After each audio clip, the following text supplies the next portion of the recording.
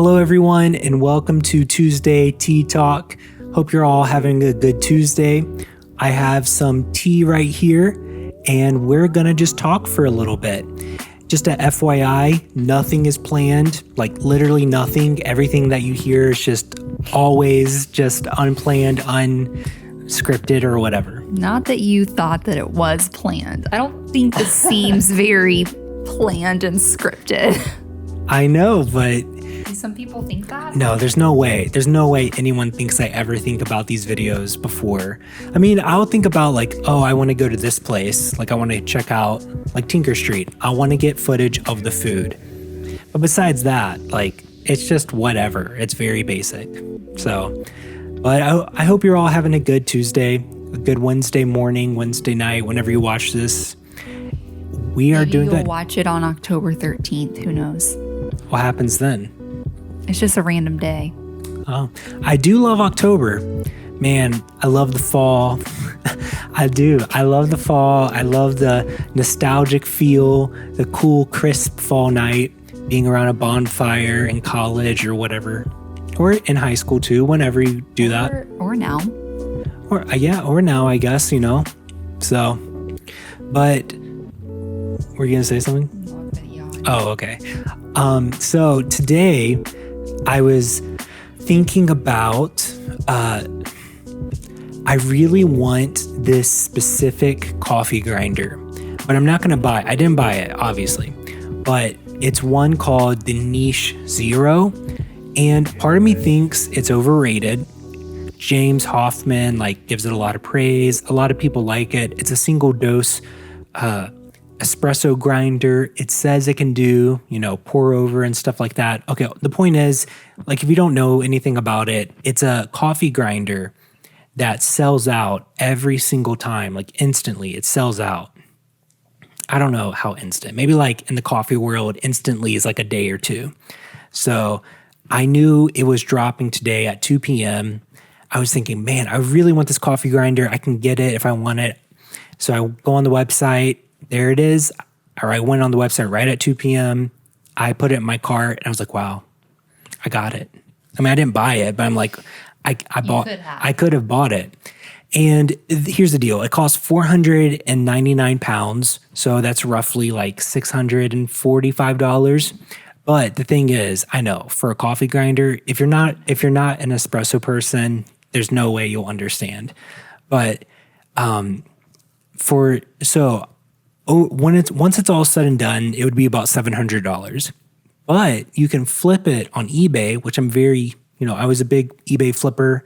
Everything from, I did a lot of crazy stuff. Okay, I bought really expensive clothing and flipped it and had a bunch of, yeah. So you can flip this grinder for about, I would say it would sell instantly at $850. You could wait it out you would probably have to leave it on eBay for about a month, but I think it would sell at about $1,000. And so, just saying, if you want to make a quick buck, it's $300, $200 profit just by buying it. So I was thinking about that today. You are very savvy with knowing how to flip things. I am. I think it just started when I worked at my dad's work and I started flipping random stuff on eBay for them, actually. And yeah, I love flipping stuff. Well, I love finding products that I can flip. At this point in my life, at the moment, I'm just man, I've been in that world. It's just not worth it. I know I have friends that make a lot of money doing it. They have eBay empires, but I don't care. Amazon empires and everything like that. We do not have the space for any sort of inventory at our one-bedroom apartment currently. Yeah, but that is the good thing about Amazon. Now, if you wanted to get into Amazon, go to Meijer, go to your Walmart, find a replenishable product and just, buy all the Sharpies that are on clearance and then send it to the Amazon warehouse. You just do that as often as you can, and that's pure profit. So, you could make $1 a Sharpie just by buying, But they'd be on clearance, though. They might have to be on clearance. It's very complicated. I don't think even people understand. Like the stuff you buy from Amazon isn't from Amazon most of the time. It's from random people that just are really smart and know what to buy at a store, and they buy it all out. Even food products. Like think of let's say you live in West Virginia in a very secluded area, but you are gluten free and your Walmart doesn't have that gluten free, dairy free, whatever free item, but someone in, Chicago does. Well, people will buy all of that gluten free bread or whatever, and they'll throw it up on Amazon, and there you go. Someone from West Virginia, New York, wherever, Florida, they'll just buy it. Mm-hmm. So Amazon's interesting. That's where I think a lot of money can be made.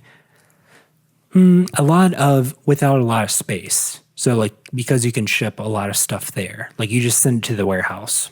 But eBay is where if you have a big area and you know exactly what your specialty is, you can make a lot of money. And I know some people are like, people still use eBay.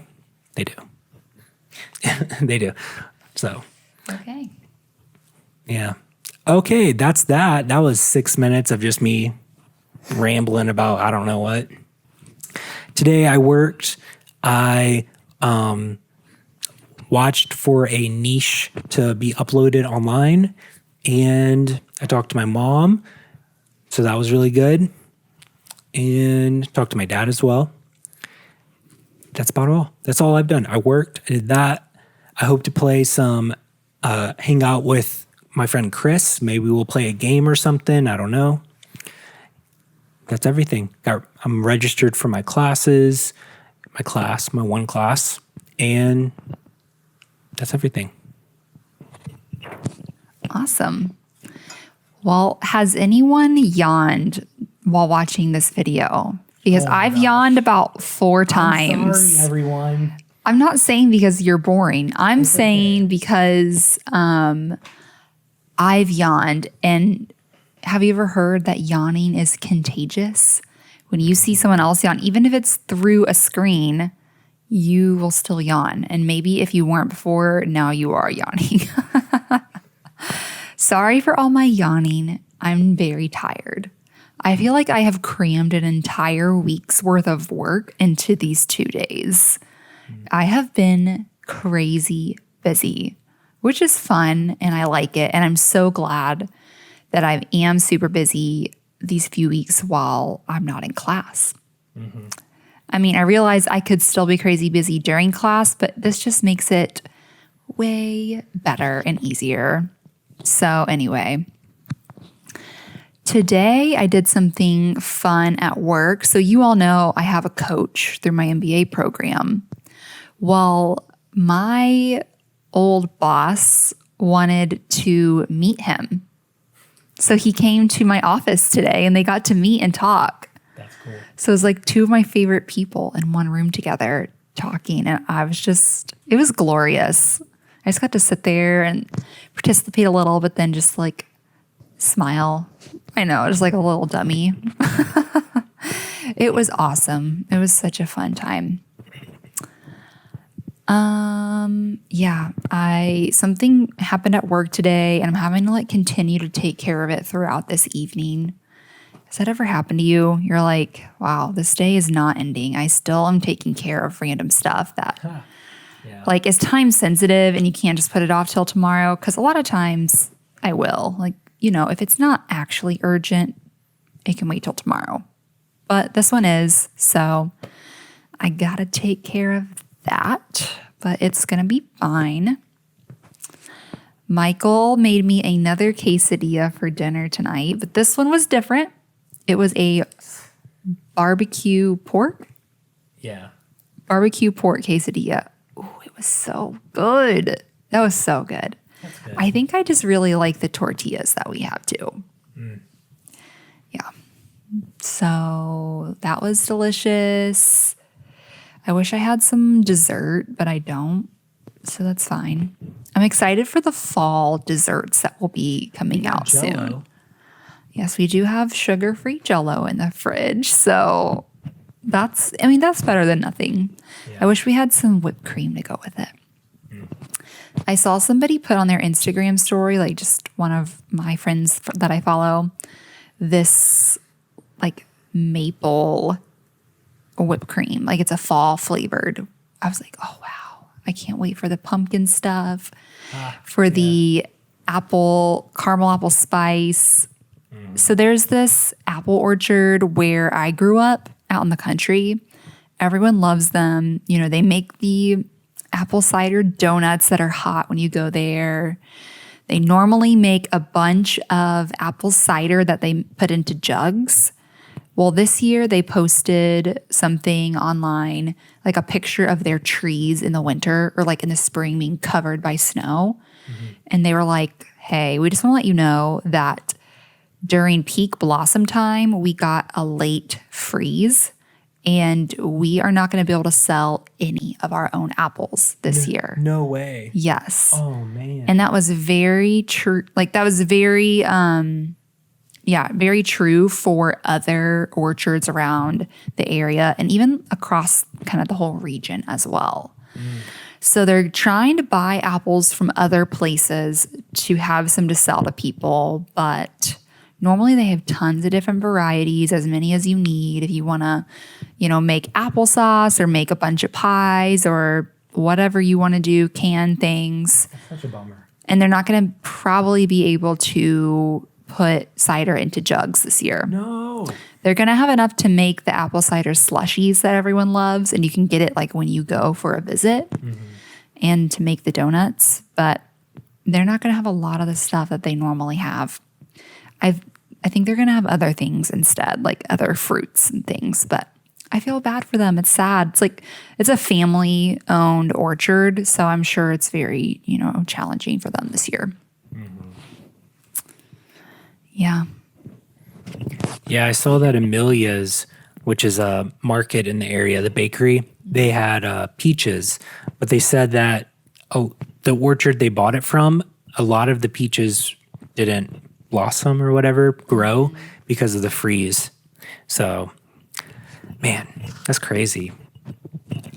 I do love that apple orchard place. It's really good. Yeah. I love going to apple orchards. Okay, I like going to maybe one a year. I'm not someone who's like, let's do it every weekend. No. But I like going there, and I like to go to places that's like a 2-for-1. Get a see some pumpkins, apple orchard. I'm good. Yes. I like going to County Line. I would say County Line is, it's a pretty big one, right? In Illinois, or is it in Indiana? I think it might be technically in Indiana. That's right. Is Albanese in Indiana? Okay, so I love going to County Line. I love going to Albanese in the fall. I've only been to Albanese once, but I think they're kind of close, right? Or is that maybe Albanese is near Michigan City? I don't know. It's always fun to go to stuff like that in the fall. All that to say. I really want to go back to Albany sometime and just get all of the gummy bear flavors that I like. Only the flavors that I like, not any of the other ones, like the yellow ones or the white ones. Business idea for you. Unlock your license to sell food on Amazon and then repackage the Albanese candy, because you can buy it by the 10-pound bag. If you go to the factory, you just walk in, they have all this discounted candy that's like unnecessarily cheap, and it's amazing. Just make your own brand, companies already do that. Like those 99-cent bags of candy that are on the side of, the freezer aisle of Walmart. That's all that is. The Albanese, they're a bear holding the letter A. So it's Albanese. Yeah. Is that what it is? Yeah, I guess so. But there's also butterflies. No one's buying the butterfly gummies. No. They're all just there. Even though they're really good, they're the same thing as your gummy bears. But you could sell that on Amazon. Are they just as soft? That's the best part about Albanese. They are. They're soft and they're amazing. They're super soft. Even the butterflies, even the worms, whatever else they have. I don't know. So, but yeah. Well, here's some random facts I have for you. It's 2 things about pizza. So, one is the most expensive pizza in the United States by state. Like, what state has the most expensive pizza? And, I would think New York City. Like it's a place that people travel to for pizza, or Chicago. Yeah. Oklahoma City has the most expensive per, like over any state, Oklahoma City has the most expensive pizza. The average is like $15.60, which I feel like for a pizza, a pepperoni pizza. Large. Yeah, large pepperoni pizza. Which I'm like, wow, really? And Illinois, Chicago area just must have a lot of Little Caesars or something because, it brings the price down. And New York has dollar pizza or whatever it's called. So I thought that was interesting. And Pizza Hut is coming out with Beyond Meat pepperonis. That's cool. They already have Beyond Meat sausages, but they're going to be adding Beyond Meat pepperonis to their stuff. Not that I've never had the sausage, but hey, I guess if you were going to be a vegetarian, but you really like meat or something, I don't know. And here's one thing I found interesting. Wendy's, like the fast food place, they're investing into ghost kitchens. Ghost kitchens, I think I read last week that in the next year, ghost kitchens will be a $14 billion industry, mainly due to the current situation going on. Everyone's working from home, things like that. So you've probably seen a lot of ghost kitchens. It's common for one kitchen to have 5 restaurants inside it or have 5 different menus, at least in New York and Chicago. Wendy's is investing money into this, and they're opening up 700 stores, 700 ghost kitchen stores. Wow. That's a lot of stores. Do you know anything more about them or what they're going to have there? They're going to offer their same menu. I didn't read too much into the article, but I think they're going to be partnering with like Uber or Dash. So just to make it they're going to keep the same amount of normal stores. I imagine they're going to open up in larger cities, just have more ghost kitchens there, which is a ghost kitchen is, there's no dine-in. It's only a kitchen. You make the food, it gets delivered. A more popular one in Indy would be Cluster truck. Yeah, it's cluster truck. So they have, similar stuff to some of the restaurants in town, but it's very convenient. You can split the cost up really easily. So I imagine that's what Wendy's is going to be tapping into. But they're doing it, I haven't heard of McDonald's doing this and things, other places doing that. I did read another article about how Dominoes is losing a lot of money because they cannot make 30-minute pizzas like they guaranteed. And then it has to be free for the customer? Oh. Yeah, so the past 2 months, they haven't been able to keep up because so many people are ordering from home. Well, probably the past year. They require a lot of manpower, and that guarantee was made before the pandemic. So can they take back that guarantee now? I don't know. They kind of built, they kind of rebranded themselves around just, better customer service. I don't know, maybe. Probably the 30-minute pizza, new pizza style, whatever. Domino's worked so hard to get to where they're at in the 2020, 2019 world, 2021. They were horrible in the early 2000s, 2010s, just awful. But their stock went up so much. So, and they're always lagging behind Pizza Hut and Papa John's. I will still always take Papa John's any day over Pizza Hut or Domino's. Yeah, I from when I think of Domino's, I mainly just think of their New York style pizza. I love their New York style. But I do prefer Papa John's or Pizza Hut. I vary. Pizza Hut is very flavorful. It's a lot happening, very greasy. You know what I mean? Their pepperonis no one can match them. They're so good. But Papa John's, is pretty good. It's good. I like it. I like their crust and their breadsticks. So even though they kind of just taste like yeast, yeah, they just taste like yeast. So. But yeah, so that's the pizza situation. And is there anything else? That's all I took pictures of for when I was reading stuff. But what's your favorite pizza place? Fast food, not local. Maybe you like Little Caesars. I will say Little Caesars has amazing Detroit pizza, or they used to. What's Detroit pizza? No, someone else out there might know. I'm just going to do my best. Okay. I think it's baked in a pan with cheese on top of the dough, and then you bake that, and it gets cheese around the crust, and then you put the sauce on or something, and then you put the toppings. I don't know. Maybe you put the toppings on at the same time as when you put the sauce on. But I know it has something to do with like you implement the sauce at a different time. But the point is, it's a thicker crust pizza. So just disregard everything I said. It's a thicker crust pizza with a crispy cheese crust around the edges, and then just cheese on top, and it's really good. That sounds amazing. All I want is some Pizza King. Pizza King, yeah, that's pretty good, I guess. I don't know. It's kind of gross. I know it. Pizza King is squared pizza. It's pizza cut into squares, and it has tostino pepperoni. Like the pepperoni you get from the pizza bites on top. And it's kind of weird. It's a very like Indiana pizza, Midwest pizza. So it is thin crust. I love thin crust. Yeah, and it's thin crust, but it's like a lot of toppings. It's not your fancy thin crust. It's like very American. Just Yeah, it's good. Yeah. I mean, but I do. I love King Dough pizza, my favorite. I don't, Chicago, I only can eat Chicago deep dish like once a year. Mm-hmm. And if I do get it, I want Nancy's pizza.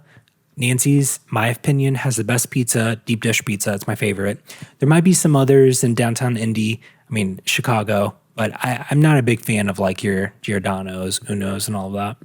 I thought I heard that Lou Malnati's was coming to Indy or Carmel.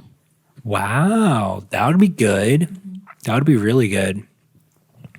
So, yeah, I like deep dish about once, maybe twice a year. It's very rich, and it's an experience that, yeah. If you love sauce like I do, it's good. Yeah, it's very saucy, very cheesy, which I love. I love that. My favorite pizza of all time. Sorry, this has just turned into a pizza vlog. Okay, I almost ordered pizza tonight. And I was like, no, I'm just gonna eat some other stuff at home. You should tell them to comment pizza. Okay, this is a very generic comment, but if you're still watching this, comment down below pizza. Do you like pizza? I'm sure maybe at least 80% of you do. What is your favorite pizza in your hometown? What's your favorite pizza place? I'm going to tell you mine from my hometown. It's, at least back in the day, it was Del Año's. Man, I love Del Año's. It's so good. It's very, it's New York style, but Southern, meaning it is extremely cheesy. It's not really New York style at all. It is. You think so? Yeah. It's just the crust is. The crust is New York style, but what's different is it's a disgusting amount of cheese and pepperoni that no New York pizza would ever put on there. So, but hey, it sells, when you're in the South, people are used to that type of stuff, used to those type of portions. I don't know how restaurants in the South do it. I mean, it's hard to survive because people expect so much food for like $5 or $10. If you don't have a $5 lunch menu, you're over. And I'm like, how? That's so bad. But I get it. It's just them. It's just where they're at. So, and then Emily's is Pizza King. Mm-hmm. So that's our favorite pizza. Well, I think we're going to go now. So I don't really know what else we would talk about besides just more about food and pizza, but that's that. What's your favorite frozen pizza? Do you know, Emily? Yours? I'm going to think. You tell them yours. Okay, my favorite frozen pizza, then we'll head out. Man, I don't even know my favorite frozen pizza. You know, if I'm at a Walmart, I would say DiGiorno. I love stuffed crust pizza. Give me a stuffed crust supreme, take off some of the olives. There we go. If I'm thinking like a gourmet frozen pizza, oh man, I know there's one. Oh, I know what it is. I remember now. Home Run Inn. Home run in. Yeah, Home Run gourmet. Inn. I mean, yeah, I think it is. It's made in Chicago. Maybe there might be another gourmet one, but I think as far as like a cheese frozen pizza, I love Home Run Inn. Or Jewel's private selection pizzas. I'm telling you, I'm pretty sure Jewel won in 2014 through 2016 the best frozen pizzas in America. Their private selection version, it's just like their generic version. It's good. It's insane. Like you get their thin crust, the best frozen pizza. It competes.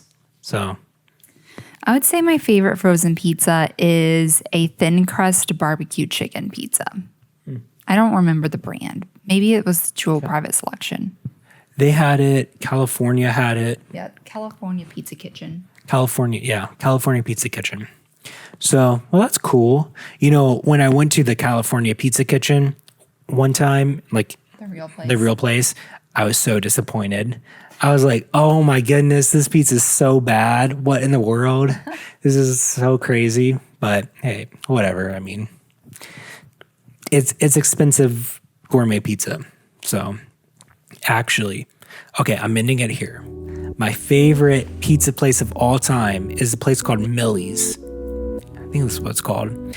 It's near the VIR racetrack, and it's insane. It's amazing. What's that mushroom place? Mellow Mushroom. No, Mellow Mushroom is again just an expensive place. Millie's, like I've gone with a few friends. I've gone a few times, and I'm just always blown away. It's just so good. But it's a southern New York style pizza. It's like an amped up version of just like Dominoes. So I feel like most people would not like it, but it's good. I like it. I think it's great. It's near VIR. You can go see some fast, you see these like mega rich people drive around their $400,000 car. Then you're like, oh wow, I'm glad, maybe they wreck it. And you're like, wow, I'm glad that's not me. Go get some pizza. There you go. They're driving their Mercedes and Ferraris and stuff in the South. So, okay, we're going to go. That is everything. Do you want to end it? Sure.